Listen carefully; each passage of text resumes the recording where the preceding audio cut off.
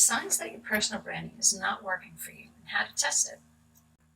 Once you've defined your personal branding strategy, it can be tempting and easy to forget about it and move on with your business. However, it's imperative that you regularly assess the effectiveness of your personal branding, and this presentation will show you how. Before you start, it's pertinent to state the analytics can be confusing at first. There's no shame in being confused and overwhelmed to begin with, especially if data is just not your thing. But once you take the time to understand them, you can make analytics work for you and your personal branding. So number one, the search results for your brands are incomplete or mixed. First and simply, do some searching for yourself. Use different keywords, search engines, and don't forget to clear cache so that you're getting unbiased results. If you're not one of the top results, you need to reanalyze your SEO keywords and media types.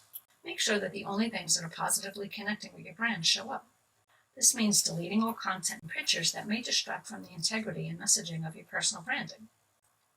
Number two, the level of engagement with your content is low. Within many social media platforms, you can track where people are clicking, how long they're spending on a page, and where they find your sites, and whether or not they engage with their content while there.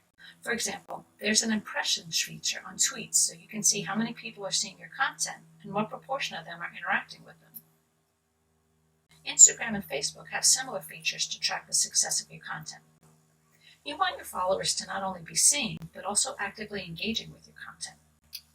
Number three, audience is not growing, or it's not growing effectively. If your follower numbers are remaining stagnant, you may have a content problem. And first, check your interactions to see whether your followers are either seeing your content or engaging with it.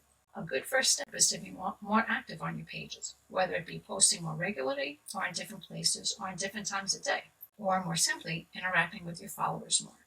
Your target audience and followers are specific to your personal branding, so make sure that the content you're sharing speaks to them and gives them reason to speak to you. Using or reevaluating the hashtags you use is a good way to reach a wider audience, and you should check the popularity of different hashtags too.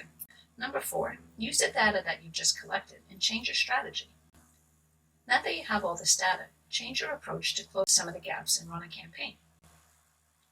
The only way to check if your content is successfully reaching your audience and growing it is to run a new content campaign.